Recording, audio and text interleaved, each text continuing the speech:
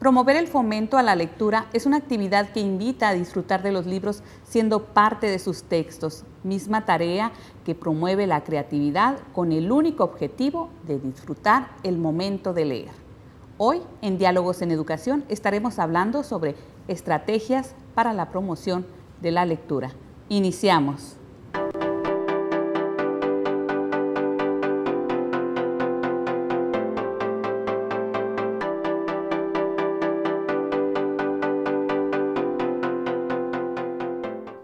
Gracias por ser parte de Diálogos en Educación. Como les decía en un inicio, hoy estaremos hablando sobre esas estrategias que van a acercar, conquistar y sobre todo envolver en el mundo de los libros, en el mundo y disfrute de la lectura. Y para hablarnos al respecto se encuentra con nosotros la maestra Mara Abdalá Torres. Ella es promotora del fomento a la lectura. Muchísimas gracias por estar aquí en su espacio de televisión educativa, donde pues con mucho gusto estamos necesitados de que nos vengan a compartir esas estrategias para todos nuestros docentes y el público en general, para que dé cuenta cómo a los niños, niñas, jóvenes y por qué no, también a los adultos, cómo podemos conquistarlos y acercarlos a este mundo de la lectura. Muchísimas gracias por estar aquí.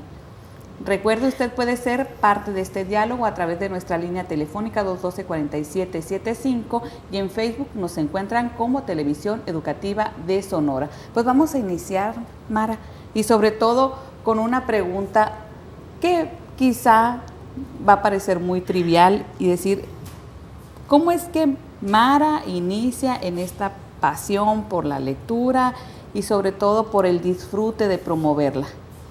Pues mira, Marina, primeramente muchas gracias, estoy encantada de estar aquí acompañándolos. En general, como inicio, ya así formalmente, fue hace como 10 años en una feria de libro. El invitado era el escritor José Cruz Almonte y impartía un taller. Me tocó conocerlo en el encuentro de escritores en Durango y ver que venía aquí a Sonora, Hermosillo, pues yo fui a estar allí con él y apoyarlo y impartió talleres de fomento a la lectura y yo me quedé encantada. Le dije, oye, me encanta cómo los niños se emocionan y yo me emocionaba igual que ellos, ¿no? Entonces él al terminar, son cursos muy pequeños, lo que dura media hora yo creo diario, lo que dura la feria del libro, y él me dijo, ¿por qué no, si tú ya estás aquí en Hermosillo, tomas a estos niños y sigues haciendo esto, ¿no? Y así fue, y busqué un espacio en mi casa, los invité a participar y tuve 20 niños en mi casa. Él me dijo que me apoyaba a distancia, ¿no? Para cualquier cosa, pero fue así de, vengan, si tienen libros, tráiganlos. Y empezamos a leer, a jugar, a hablar sobre los libros, y así se fue dando hasta que formé una maletita con libros y me fui como a los albergues de Guadalupe Libre, otras veces en la plaza. Si me iba a Ures, me iba al rancho. O sea, quiero decir, los espacios los fui creando sin necesidad de ir a tocar puertas al municipio, al ayuntamiento o a las autoridades. No, sino por el placer de, aquí hay una sombrita, aquí está agradable, te sientas, los niños son curiosos, se van acercando, toman los libros, y así se fue generando hasta que di con el programa de salas de lectura y pues vi, wow, esto es lo que yo hago y hay muchas más personas así apasionadas como yo. Haciendo lo mismo. Exactamente, te das cuenta que formas parte de un gran círculo que de repente uno no los conoce. Y pues ahí tomó un diplomado de salas de lectura, también daba cursos para personas adultas y me di cuenta que yo no había terminado una licenciatura, así que también me inscribí en la Universidad de Sonora, soy licenciada en Literaturas Hispánicas ahora. Quiero decir, esto fue llevándome y se sale de los libros y también pues me hace crecer, ¿no? Transformó todo el panorama y sobre todo con una sencilla intención, sí, el gusto por la lectura. Vivir cada día con la promoción de la lectura es incluir qué elementos para esa búsqueda y elaboración de estrategias. Pues es simplemente ver qué te funciona, conocer, escuchar a las personas, escucharlas. Uno puede leer a través del lenguaje corporal, uno puede leer a través de cómo va vestida la persona, cómo habla, de qué habla más. y entonces uno le puede recomendar a manera incluso de plática, de chiste. Quiero decir, los recursos se dan según cómo es el perfil de cada uno de nosotros. Todos somos diferentes y para todos hay libros y contenidos, ¿no? Para todos están los libros y promoverlo, pues, para ti en lo particular, pues, vas a decir, sencillo, es sentarse y empezar a visualizar hacia dónde va el hilo que lo puede conducir o incluirse hacia este gusto. ¿Están leyendo los niños, las niñas? ¿Sí cómo está ahorita el panorama? Los niños sí leen y los niños son muy inteligentes, son críticos. Lo que pasa es que ellos quieren ser escuchados. Una lectura no nomás es leer y quedarte con esa lectura, sino que es compartir qué entendí de esa lectura, cómo lo puedo aplicar, qué cambios puedo hacer, qué pasa si yo me comporto como ese lobo, qué consecuencias voy a tener, qué imagen hay del lobo que tenía mi papá, mi abuelita, al lobo que actualmente viene en los cuentos de los niños. Es un lobo que sabe contar cuentos, es un lobo que va a la escuela, es un lobo muy distinto al lobo que nosotros tenemos ya como imagen encajonada, ¿no? Del malo y perverso. Inmediatamente lo voy a identificar porque dirían, habla así, entonces es el malo, y puede no suceder. Exacto. Y en esto que hemos escuchado, la lectura es buena, leer es bueno, las ventajas de la lectura, los beneficios, toda la relevancia que puede tener alrededor, nos las dicen, a veces como que sí le ponemos atención y otras veces como, para mañana, ok, sí estoy de acuerdo. Y pues cada día es bueno estar escuchando eso y renovándose. Pero, ¿cuáles son las ventajas de fomentar el gusto? Digo, ya sabemos las ventajas de la lectura, pero el estar como promotor, el estar promoviendo, el estar encantando en este mundo de la lectura. Bueno, son distintas, pero te voy a hablar desde mis trincheras, me refiero a mis archivos. Yo me encuentro gente en la calle que me saluda y que me dice, es que te conocí en la feria del libro, es que fuiste a mi escuela, es que acuérdate de mí, leíste este libro, o señoras que me presentan a sus hijos y me dicen, es que yo estuve en un taller contigo allá en la costa, me tocó estar allá, me gustaría que leyeras cuentos a mis niños, ¿dónde te puedo encontrar? O sea, te das cuenta que vale la pena tu trabajo cuando te encuentras a esas personas hermosas que dices, wow, todavía se acuerdan de mí. O sea, ¿cómo me reconociste? Y así, ¿no? A veces no recuerdo a todos, pero sí me da mucho gusto cuando ellos me hablan y me dicen, me tocó con una maestra que dijo, yo di un tallercito de libros en tercera dimensión y ella me dijo, yo estuve ahí en el taller que le diste a los niños y aprendí también, mira, me dijo, y abrió un cajón y me sacó un librito de tercera dimensión que había hecho como hace 4 años, ¿no? Entonces me quedé, wow, vale la pena este trabajo, sí, cómo te percibe la gente, ¿no? Cómo vas dejando y cómo vas encantando. Entonces, el entusiasmo por promover la lectura te lleva a concluir una licenciatura, y ¿hacia dónde más te va empujando este mundo de la promoción? Sí, bueno, pues me hice escritora y hoy ando haciendo mis pininos como editora y aún no tengo un libro mío, pero ya me tocó a editar 2 libros para 2 escritoras.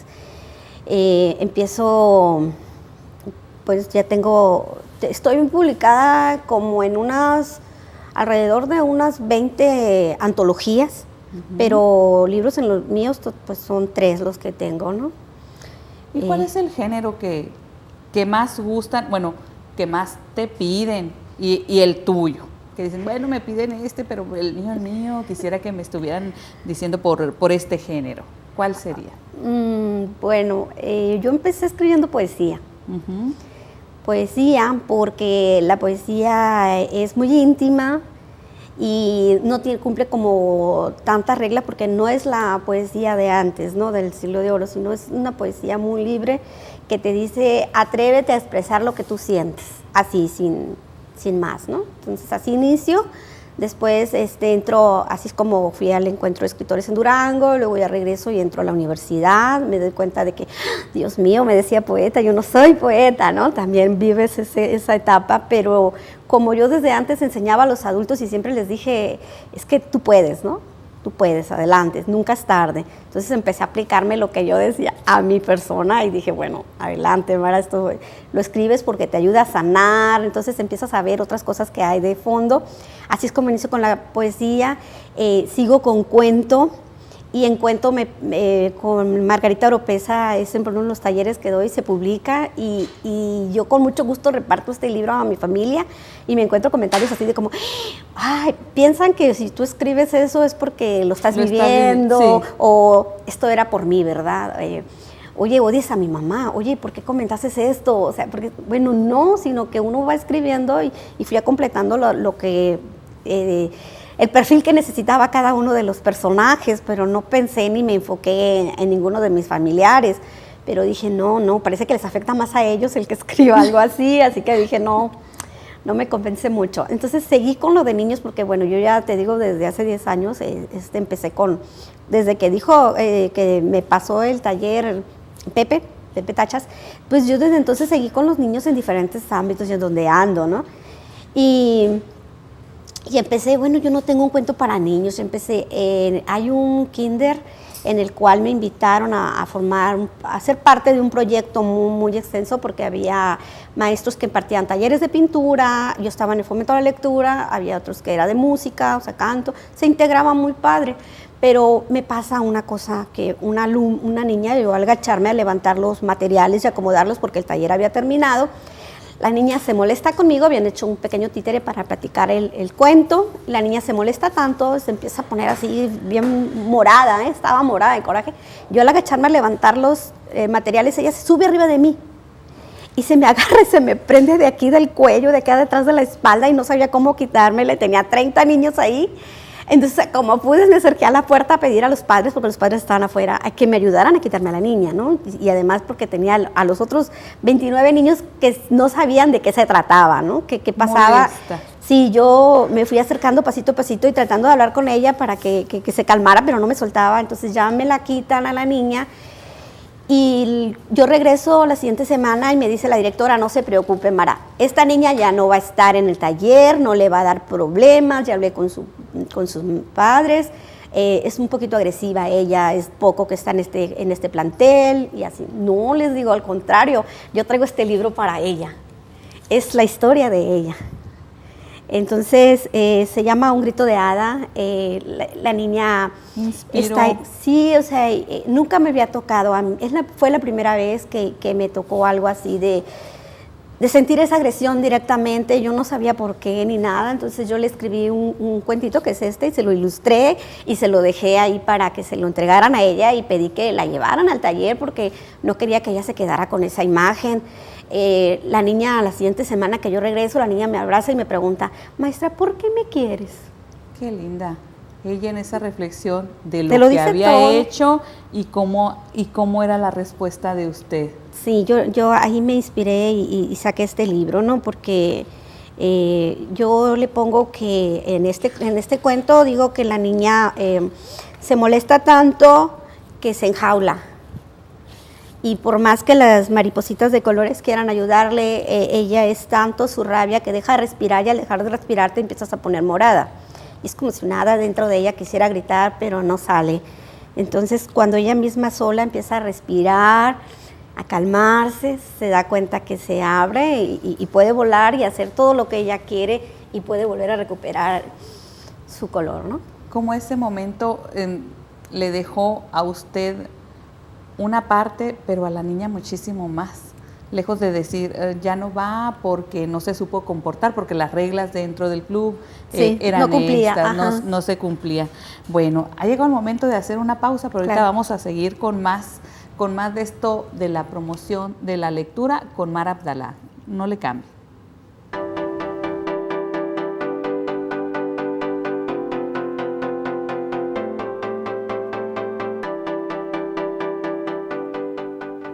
Gracias por continuar con nosotros aquí en su serie Diálogos en Educación. Recuerde, estamos hablando sobre las estrategias para la promoción de la lectura, de cómo muchos momentos nos pueden nutrir y hacer posible este encanto hacia los textos que vemos en alguno de los géneros que los libros en muchas bibliotecas o ahora digitales nos están ofreciendo. Y está, recuerde con nosotros, la maestra Mara Abdalá Torres, promotora de fomento a la lectura. Pues continuamos y estábamos escuchando la historia de esta niña que inspira y deriva en el primer cuento, ¿puede ser? Sí. El cuento ilustrado, ¿no? El primer cuento ilustrado, y se queda ahí para el club, y después es parte de la bandera de este espacio de la sala de lectura, Ecos en las letras.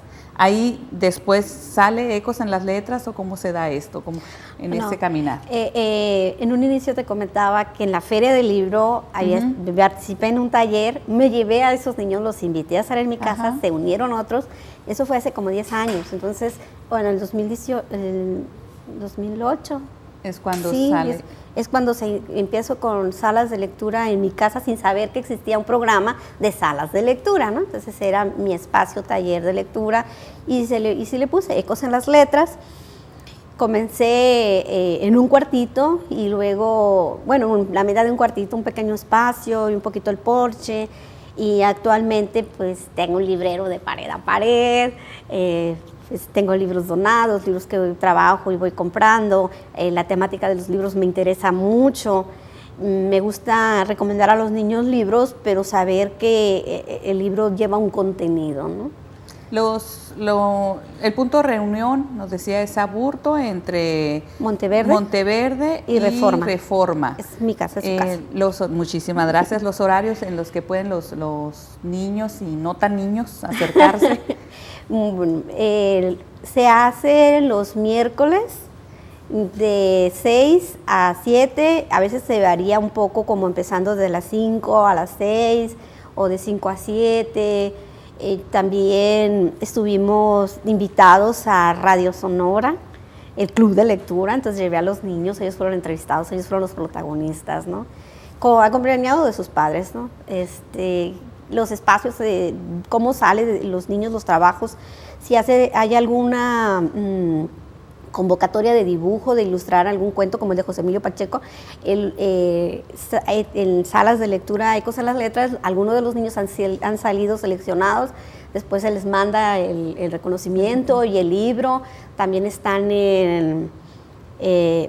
hay como en 13 libros en los que han salido publicados. También en estos 10 años, pues no son los mismos niños, ¿no? Entonces ya te encuentras que algunos ya están terminando la carrera, otros ya están casados. Ahorita está Carmelita, por ejemplo, María Carmelita y ella, sus hermanos mayores estuvieron conmigo, ¿no? También en el club. Van de la mano, siendo portavoz. Y ahora le toca a ella, ¿no? Y así, son muchas cosas las que van pasando. En las actividades que se desarrollan para acercar o para encantar, ¿cuál consideras que pudiera ser la que hace clic con ellos? Es decir, con esta actividad, o en la escuela pudiera sugerir esta actividad que a ellos los encante. Es decir, pudiera ser la más retadora, pero a la vez la que cierra lazos para continuar en esto de la lectura. Bueno, yo creo que no hay recetas. Así como que esta receta es la mera mera. No, claro que no. Uno va probando y agregándole salecita, pimentita, y poco a poco se va dando, conociendo el perfil. Yo hablaba hace rato de escuchar. Entonces yo escucho, yo veo qué necesidades tienen, yo veo cómo están los niños, y ya de ahí yo parto para saber qué les podría gustar, qué no, esto funciona, esto no, y va a ir cambiando, ¿no?